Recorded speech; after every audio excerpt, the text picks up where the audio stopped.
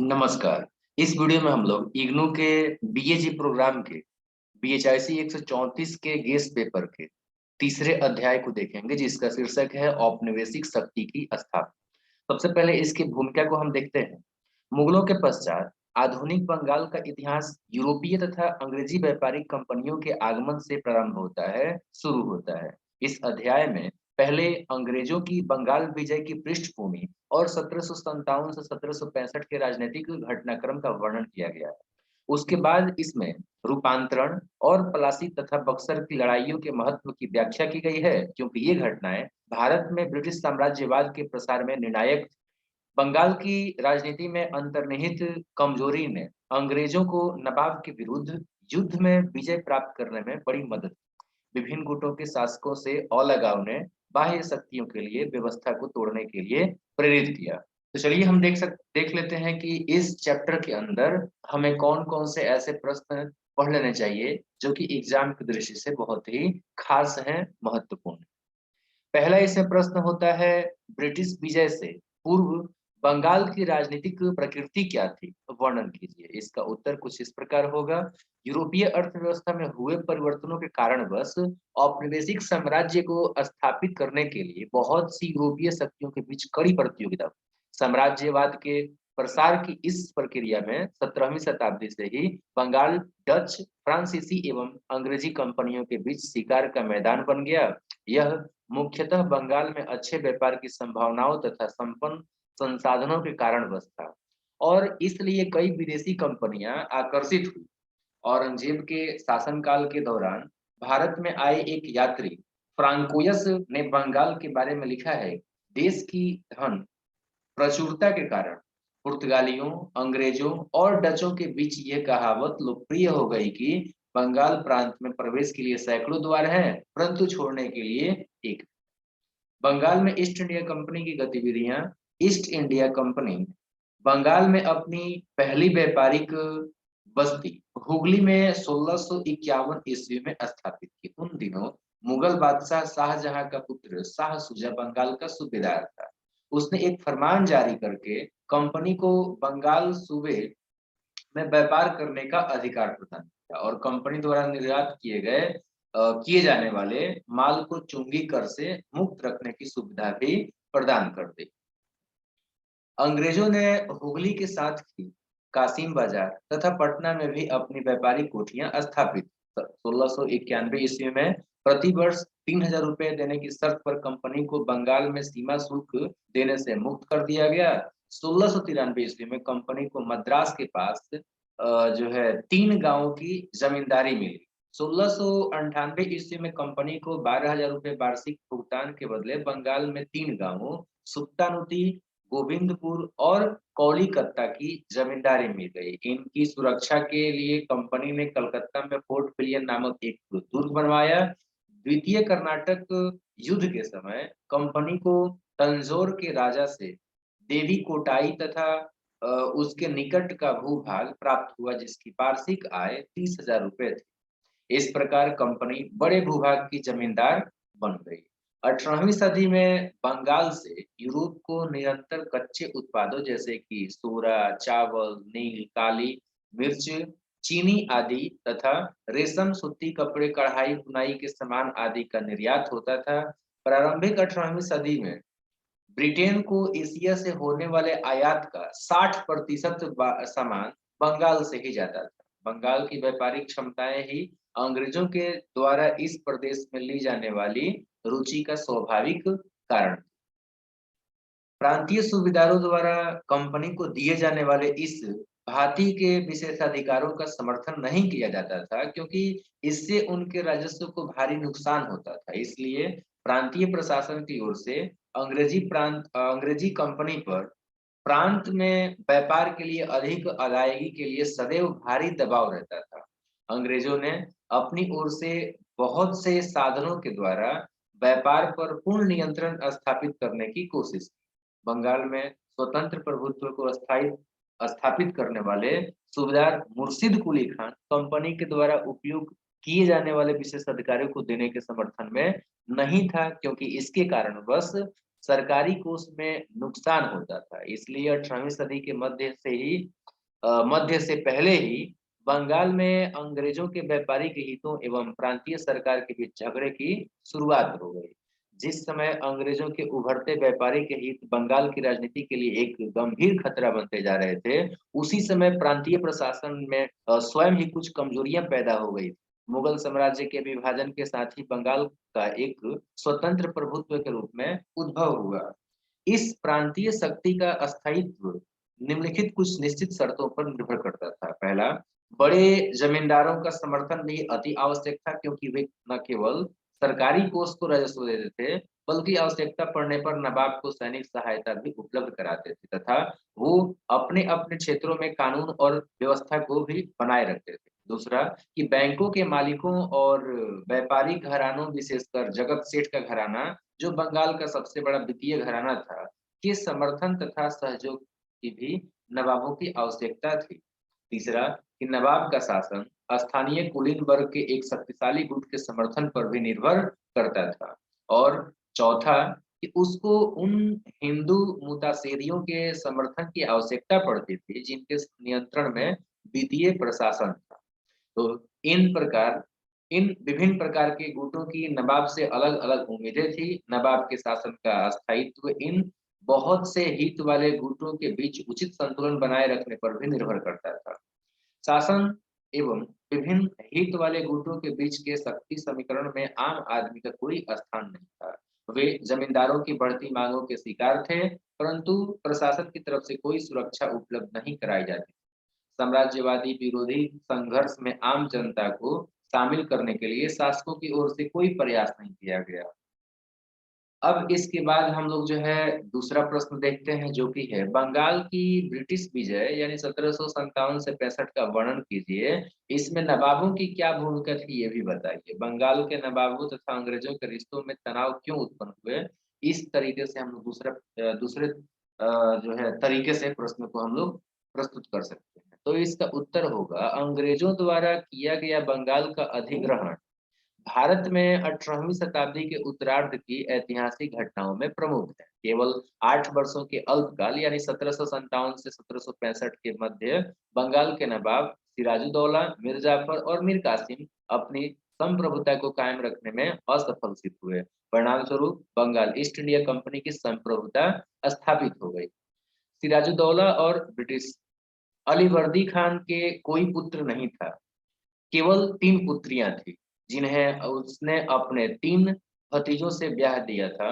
अलीवर्दी खान ने अपने दामादों को पूर्णिमा, ढाका तथा पटना का सूबेदार नियुक्त किया। इन तीनों दामादों का निधन अलीवर्दी खान के जीवन काल में ही हो गया। इसलिए अलीवर्दी खान ने अपनी सबसे छोटी पुत्री के लड़के सिराजुद्दौला को अपना उत्तराधिकारी घोषित किया। परंतु इस निर्णय से सिराजुद्दौला के जो प्रतिद्वंदी थे, वो भड़क गए।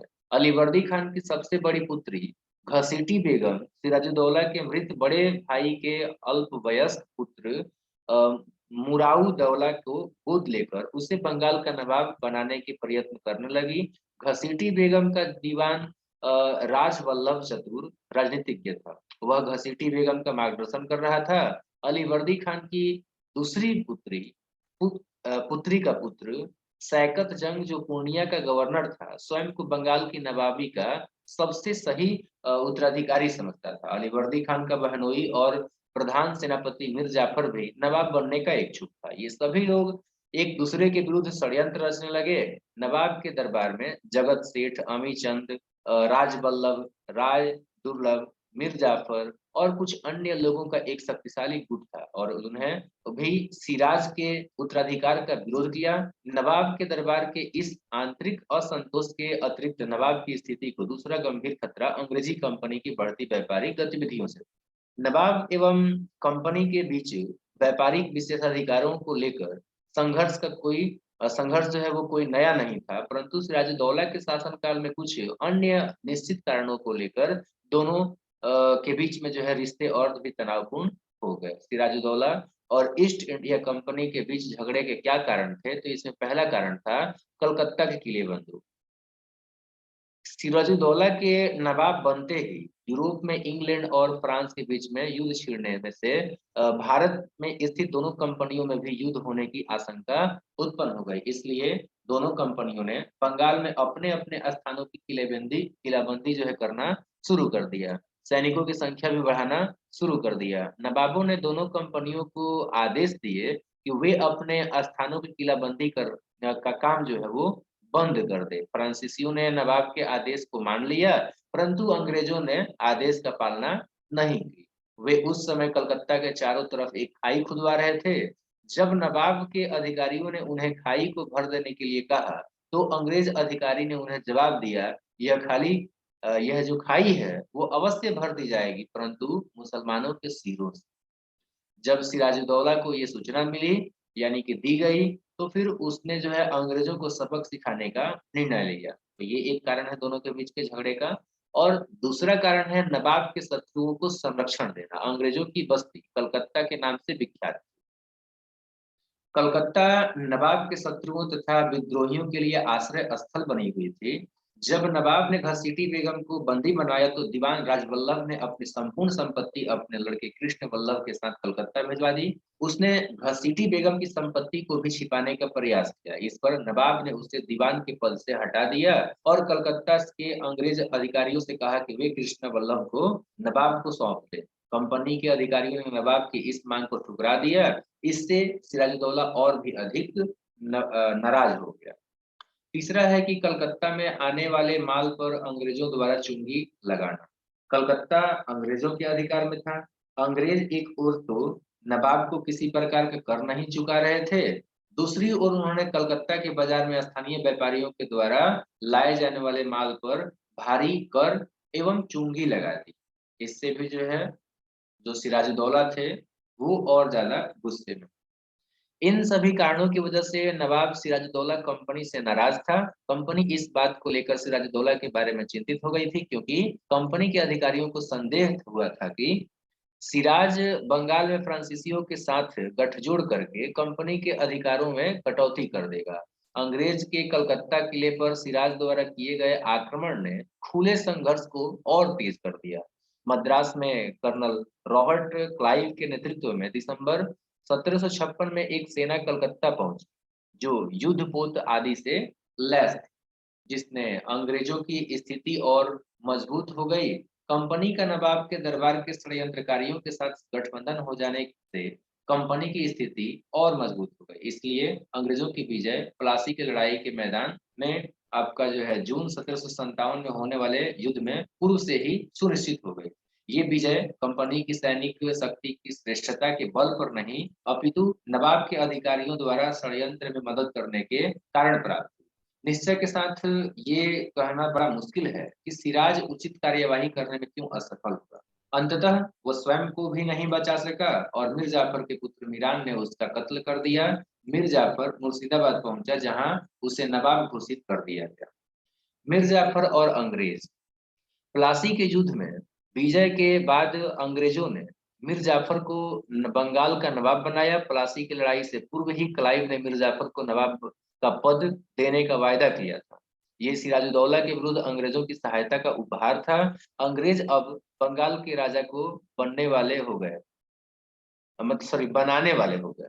मीर जाफर को अपने अंग्रेज मित्रों के द्वारा किए गए समर्थन के लिए भारी रकम को अदा करना पड़ा, परंतु मुर्शिदाबाद के सरकारी कोष में क्लाइव और उसके अन्य साथियों की मांगों को संतुष्ट करने के लिए पर्याप्त धन नहीं था। मीर जाफर ने अंग्रेजों को नजराने और हर्जाने के रूप में एक जो है 17,50,000 रुपए जो है अदा किए। नवाब द्वारा अंग्रेजों को 24 परगना की जमींदारी प्रदान की गई। साथ ही कंपनी को बंगाल, बिहार, उड़ीसा में मुक्त जो है व्यापार करने का भी अधिकार प्रदान किया गया। मीर जाफर जैसे ही सत्तासीन हुआ, उसे निम्नलिखित गंभीर समस्याओं का सामना करना पड़ा। पहला, उसको अपने कुछ अधिकारियों विशेषकर राय दुर्लभ की वफादारी पर संदेह था। उसे विश्वास था कि राय दुर्लभ ने जमींदारों को उसके विरुद्ध विद्रोह के लिए उकसाया था, परंतु राय दुर्लभ क्लाइव की शरण में था, इसलिए वह उसको छू भी नहीं सका। दूसरा कि मुगल बादशाह के पुत्र, जो बाद में आलम शाह के नाम से जाना गया, ने बंगाल के सिंहासन पर अधिकार जो है करने का प्रयास किया। तीसरा कि मिदनापुर के राजा राम सिन्हा पूर्णिया के हिजीर अली खान जैसे जमींदारों ने उसे अपना शासक मानने से ही इनकार कर दिया। और चौथा कि मीर जाफर के कुछ सिपाही जिनको अपना वेतन निरंतर नहीं मिल रहा था, वे विद्रोही हो रहे थे या फिर विद्रोह कर रहे थे। नवाब की वित्तीय स्थिति बहुत कमजोर हो गई थी और इसका मुख्य कारण कंपनी की बढ़ती मांगे और संसाधनों के प्रबंधन की अव्यवस्था थी। इन सभी के कारण मीर जाफर की निर्भरता कंपनी पर हो गई, परंतु कंपनी निम्नलिखित कारणों से नवाब के साथ नाराज थी। पहला, अंग्रेजों की सदैव बढ़ती मांगों को पूरा करने में भी मीर जाफर असफल रहा। दूसरा कि अंग्रेज कंपनी का एक ऐसा विचार था कि मीर जाफर डच कंपनी के सहयोग से बंगाल में अंग्रेजों के बढ़ते प्रभाव में कटौती करने की कोशिश कर रहा था। कालांतर में मीर जाफर के अंग्रेजों से संबंध खराब हो गए। इसका कारण प्रशासनिक कार्यों में अंग्रेजों का बढ़ता हस्तक्षेप था। इसी बीच मीर जाफर के पुत्र मीरान की मृत्यु के कारण उत्तराधिकार के प्रश्न को लेकर फिर से एक विवाद पैदा हो गया। मीरान के पुत्र और मीर जाफर के दमाद मीर कासिम के बीच इसके लिए संघर्ष हुआ और कलकत्ता के नए जो गवर्नर वांसीटॉर्ट ने मीर कासिम का जो है पक्ष लिया। वांसीटर्ट के साथ एक गुप्त समझौते के द्वारा मीर कासिम कंपनी को एक आवश्यक धन अदा करने के लिए सहमत हुआ, इस शर्त पर कि वे यदि बंगाल के नवाब के रूप में जो है जो मीर कासिम है उसका समर्थन कर दे। मीर जाफर पहले से ही अंग्रेजों के विश्वास को खो चुका था। अपनी देय तनख्वाह के लिए सेना के विद्रोह ने मीर जाफर को नवाब के पद से हटाने के लिए अंग्रेजों के दबाव डालने को और सरल बना दिया। अंग्रेजों की लूटपाट से तंग आकर मीर जाफर ने अक्टूबर 1760 में अपने दामाद और मीर कासिम के पक्ष में सिंहासन त्याग दिया। तीसरा कि मीर कासिम और अंग्रेज। देखिए, मीर कासिम भी मीर जाफर की तरह ही बंगाल के सिंहासन पर पदासीन हुआ। अपने पूर्व अधिकारियों की भांति ही मीर कासिम को भी अंग्रेजों को भारी धन की अदायगी करनी पड़ी। इसके अतिरिक्त तो उसके वर्धमान, मिदनापुर और चिटगांव के 3 जिलों को अंग्रेजी कंपनी को दे दिया। सत्ता में आने के बाद मीर कासिम ने निम्नलिखित 2 महत्वपूर्ण कार्यों को किया। पहला कि अपनी पसंद के अधिकारियों के साथ उसने नौकरशाही का पुनर्गठन किया और सेना के कौशल और क्षमताओं को बढ़ाने के लिए उसका भी सुधार किया। और दूसरा ये कि कलकत्ता में स्थित कंपनी से सुरक्षित दूरी बनाए रखने के लिए मीर कासिम ने अपनी राजधानी को मुर्शिदाबाद से निकाल करके बिहार के मुंगेर जिला में हस्तांतरित कर दिया। मीर कासिम के शासन के पहले कुछ महीने ठीक प्रकार से व्यतीत हुए, परंतु धीरे धीरे अंग्रेज के साथ रिश्तों में कड़वाहट पैदा होने लगी, जिसके निम्नलिखित कारण थे। पहला, कंपनी के दस्तक या व्यापार अधिकार पत्र का कंपनी के अधिकारियों के द्वारा अपने व्यक्तिगत व्यापार के लिए दुरुपयोग किए जाने के कारण नवाब और अंग्रेजों के बीच जो है तनाव और बढ़ा। नवाब की बार बार प्रार्थना करने पर भी बिहार का उप सूबेदार राम नारायण अपने लेखा जोखा को जमा नहीं कर रहा था। पटना स्थित अंग्रेज अधिकारियों के जो है द्वारा राम नारायण का समर्थन किया गया था और वह कभी भी नवाब विरोधी अपनी भावनाओं को नहीं छिपाता था, यानी खुलकर प्रकट करता था। तीसरा कि कंपनी के कारिंदे अपने सामान पर कोई कर अदा नहीं करते थे, जबकि स्थानीय व्यापारियों को कर अदा करना पड़ता था। जहां एक ओर नवाब को कर राजस्व की हानि कंपनी के अधिकारियों द्वारा कर अदा न करने पर होती थी, वहीं दूसरी ओर स्थानीय व्यापारियों को कंपनी के व्यापारियों के साथ असमान कड़ी जो है प्रतिक्रिया का सामना करना पड़ता था। इससे भी अधिक कंपनी के अधिकारियों नवाबों के अधिकारियों की पूर्ण अवहेलना करते थे।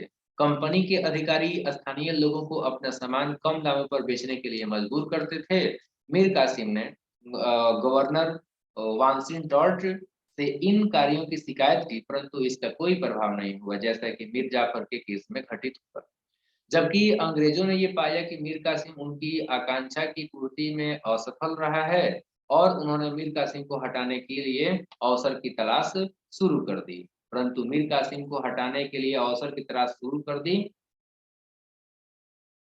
परंतु मीर कासिम भी अपने पूर्वाधिकारी से भिन्न इतनी आसानी के साथ आत्मसमर्पण करने वाला नहीं था। उसने मुगल सम्राट शाह आलम और अवध के नवाब शुजाउद्दौला की मदद से संयुक्त प्रतिरोध करने की कोशिश की। फिर भी अंततः मीर कासिम अपने सिंहासन की रक्षा में असफल रहा। मीर कासिम और अंग्रेजों के बीच कई युद्ध हुए। दोनों सेनाएं 23 अक्टूबर 1764 को बक्सर के स्थान पर मिली और उसमें नवाब मीर कासिम, नवाब शुजाउद्दौला और बादशाह शाह आलम की संयुक्त सेना पराजित हुई। मीर कासिम के पश्चात क्या हुआ? तो मीर कासिम के बाद एक बार फिर मीर जाफर बंगाल के सिंहासन पर बैठा।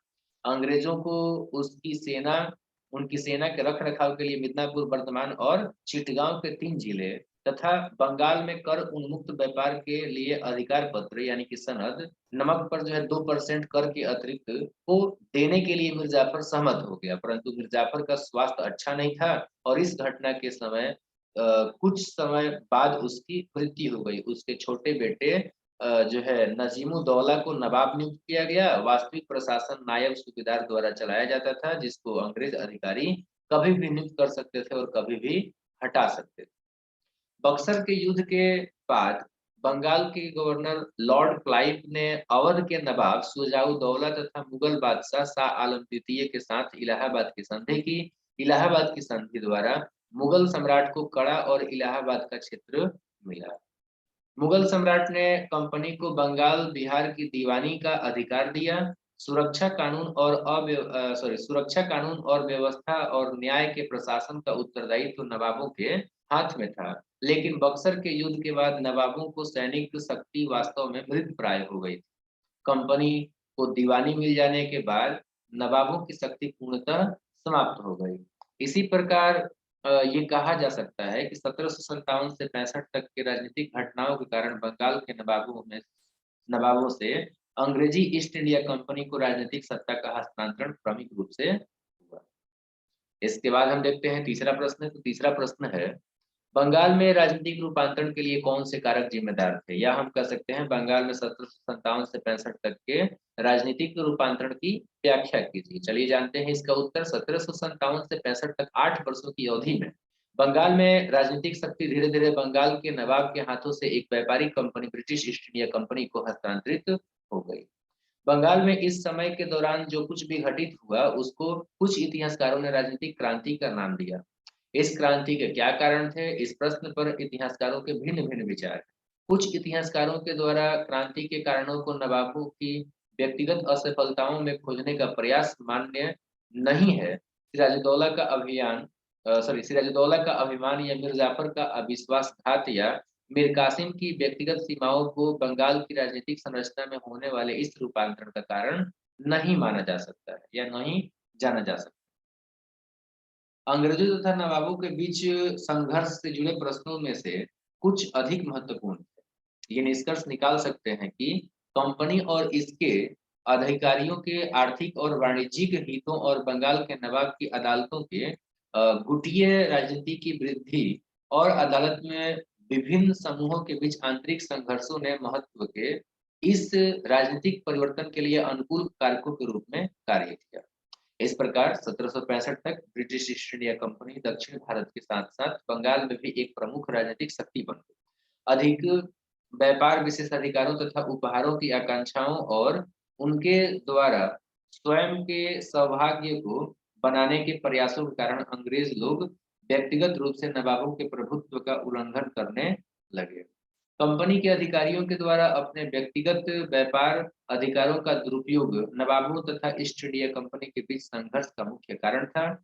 मुगल सम्राट फर्रुख सियर ने 1717 में एक शाही फरमान के द्वारा केवल कंपनी के आयात और निर्यात पर मुक्त छूट प्रदान की। एक सेकंड, यहाँ पे बोला जा रहा था कि मुगल सम्राट फर्रुख सियर ने 1717 में एक शाही फरमान के द्वारा केवल कंपनी के आयात और निर्यात पर मुक्त छूट प्रदान की थी, न कि कंपनी कारिंदों के व्यक्तिगत व्यापार की। कंपनी के अधिकारियों के द्वारा इस व्यापारिक विशेषाधिकार का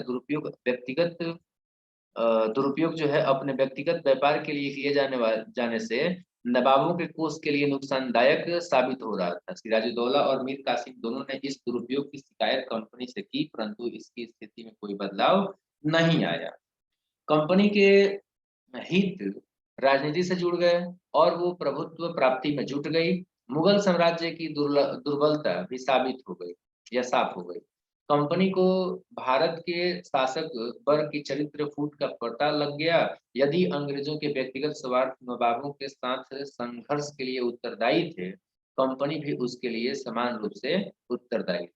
कंपनी और अधिक व्यापारिक विशेषाधिकारों के लिए नवाबों पर दबाव डालती रहती थी। ब्रिटिश बंगाल से डच एवं फ्रांसीसी कंपनियों को बाहर निकाल बंगाल के व्यापार पर अपना इजारेदारी नियंत्रण स्थापित करना चाहते थे। अंग्रेजी कंपनी ने नवाब की इच्छा के विरुद्ध अपनी सैन्य शक्ति को बढ़ाना शुरू कर दिया और कोलकाता की किलेबंदी की।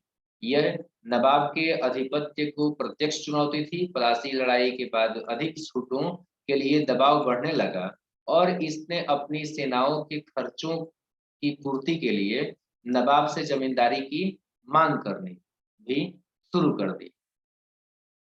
सबसे अधिक चेतावनी तो ये थी कि कंपनी के अधिकारीगण नवाब के दरबार की राजनीति में भाग लेने लगे और वे उच्च अधिकारियों की नियुक्ति में भी हस्तक्षेप करते।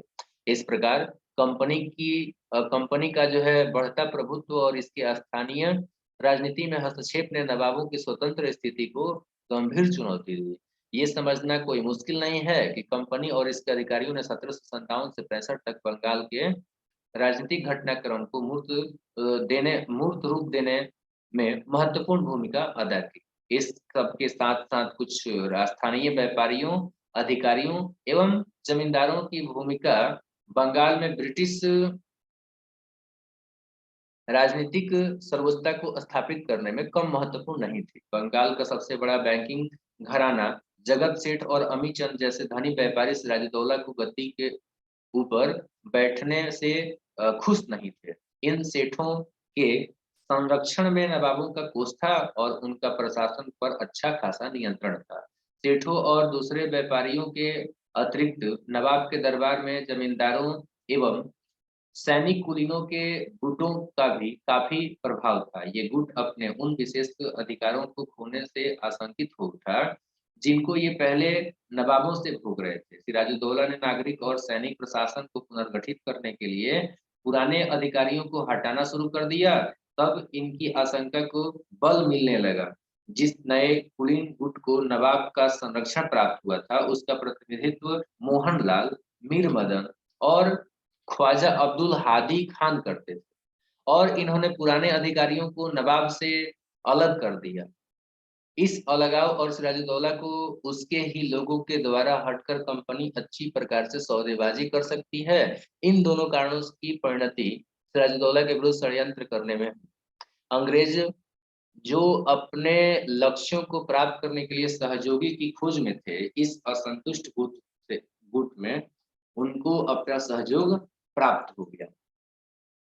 ब्रिटिश अधिक व्यापारिक विशेषाधिकारों को प्राप्त करना और बंगाल में से संसाधनों का अधिक उपयोग करना चाहते थे, जबकि उनके भारतीय सहयोगी बंगाल में अपनी स्वयं की राजनीतिक सत्ता को स्थापित करने की इच्छा रखते थे। उनका एक समान लक्ष्य वर्तमान नवाब को हटाकर उसके स्थान पर एक समान पसंद के व्यक्ति को जो है नवाब के पद पर बैठाना था। इस प्रकार वो षड्यंत्र रचा गया जिसने अंग्रेजों के बंगाल नवाबों पर नियंत्रण को स्थापित करने के कार्य को और सरल बना दिया। इस प्रकार कंपनी एवं उसके अधिकारियों के आर्थिक हित मुर्शिदाबाद के दरबार में गुटबंदी में वृद्धि तथा दरबार में विभिन्न गुटों के बीच प्रतिद्वंदी हित कुछ ऐसे कारण थे जिन्होंने 1757 से 65 के बीच बंगाल में राजनीतिक रूपांतरण किया। इस प्रकार प्लासी के युद्ध ने जहां भारत में अंग्रेजों के राजनीतिक नियंत्रण की नींव रखी, वही बंगाल के युद्ध के परिणाम स्वरूप भारत के सर्वाधिक समृद्ध प्रांत पर उनका पूर्ण अधिकार स्थापित हो गया। इसके फलस्वरूप वे भारत की सर्वोच्च शक्ति के रूप में उभरे और कालांतर में इसके शासक बन गए। अब इसके बाद जो चौथा प्रश्न है वो है पलासी तथा बक्सर की लड़ाई में अंग्रेजों की विजय का बंगाल पर क्या प्रभाव पड़ा। इस प्रश्न को हम इस प्रकार से भी बोल सकते हैं कि 18वीं शताब्दी में पलासी 1757 या और बक्सर 1764 की लड़ाई में अंग्रेजों की सफलता का क्या महत्व था। एक तीसरा भी तरीका है इस प्रश्न को बोलने का कि बक्सर की लड़ाई के महत्व पर संक्षेप में टिप्पणी लिखी। तो जानते हैं इस प्रश्न का उत्तर। अंग्रेजों ने पलासी और बक्सर के दोनों युद्धों में निर्णायक विजय प्राप्त करके किस ढंग से बंगाल में अपनी राजनीतिक सर्वोच्चता को स्थापित किया। हालांकि अंग्रेजों की इन दोनों लड़ाइयों में विजय के अलावा उनका अपना भी कुछ निश्चित महत्व था। अंग्रेज इतिहासकारों ने प्लासी के युद्ध को निर्णायक युद्ध कहा है और इस युद्ध में विजयी होने के कारण उन्होंने क्लाइव की गणना विश्व के महान सेनापतियों में। प्लासी की लड़ाई में अंग्रेजों की सफलता का बंगाल के इतिहास पर एक विशेष प्रभाव हुआ। इस युद्ध के निम्नलिखित परिणाम निकले। पहला कि इस युद्ध में अंग्रेजों के द्वारा न केवल बंगाल के नवाब बल्कि भारत के शासक यानी कि जो मुगल शासक थे उस समय को भी पराजित किया गया तथा इस युद्ध ने उन्हें भारत पर सर्वोच्चता स्थापित करने की होड़ में एक शक्तिशाली प्रतियोगी के रूप में स्थापित कर दिया। इस युद्ध के पश्चात अंग्रेजों ने मुगल शासक का एक बार स्टाम्प के रूप में प्रयोग किया जिसका अस्तित्व केवल उनकी राजनीतिक तथा प्रशासनिक कार्यवाहियों की को जो है वैध स्वीकृति प्रदान करने के लिए था। इलाहाबाद की संधि के द्वारा अंग्रेजों ने बंगाल में द्वैध शासन की स्थापना करते हुए दीवानी अर्थात राजस्व संग्रहण अधिकार एवं निजामत अथवा पुलिस और न्यायिक अधिकार प्राप्त कर लिए। इस युद्ध में अंग्रेजों ने अपनी सैन्य क्षमता को सिद्ध कर दिया जिसका प्लासी के युद्ध में उचित ढंग से प्रयोग नहीं हुआ था। युद्ध क्षतिपूर्ति संपूर्ण बिहार बंगाल तथा उड़ीसा में विस्तृत जमींदारी अधिकारों एवं बंगाल में शुल्क मुक्त व्यापार की अनुमति के माध्यम से अंग्रेजों ने अत्यधिक आर्थिक लाभ अर्जित किया। अवध की संधि ने अवध को अंग्रेजों के लिए एक बफर राज्य और सहायक क्षेत्र के रूप में स्थापित कर दिया। प्लासी युद्ध के कुछ समय पश्चात बक्सर का युद्ध हुआ जिसके परिणाम स्वरूप अंग्रेजों का बंगाल पर पूर्णतः नियंत्रण स्थापित हो गया और अंग्रेज एक व्यापारिक शक्ति से एक राजनीतिक शक्ति के रूप में बदल गए। इसी युद्ध के परिणाम स्वरूप अंग्रेजों की भारत में अपनी सत्ता स्थापित करने की प्रक्रिया शुरू हुई। बंगाल पर अंग्रेजों का वास्तविक रूप से अधिकार हो गया और उत्तर भारत पर राजनीतिक यानी कि राजनीति पर उनका प्रभाव बढ़ गया। दूसरा कि भाई बक्सर के युद्ध में अवध के नवाब सुजाऊ दौला की पराजय से उत्तर भारत में कोई दूसरी शक्ति नहीं रही जो अंग्रेजों का विरोध कर सकती।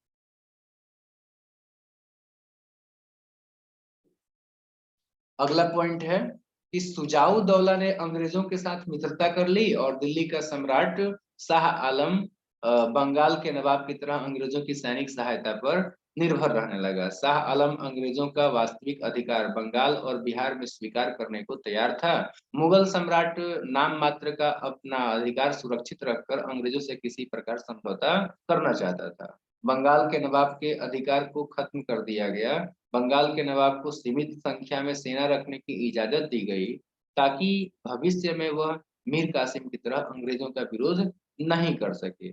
बंगाल के नवाब के यहाँ एक अंग्रेज प्रतिनिधि रहने लगा ताकि अंग्रेजों के खिलाफ कोई षड्यंत्र न रचा जाए। बक्सर के युद्ध में अंग्रेजों को जितनी हानि उठानी पड़ी उसकी क्षतिपूर्ति मीर जाफर को करनी पड़ी।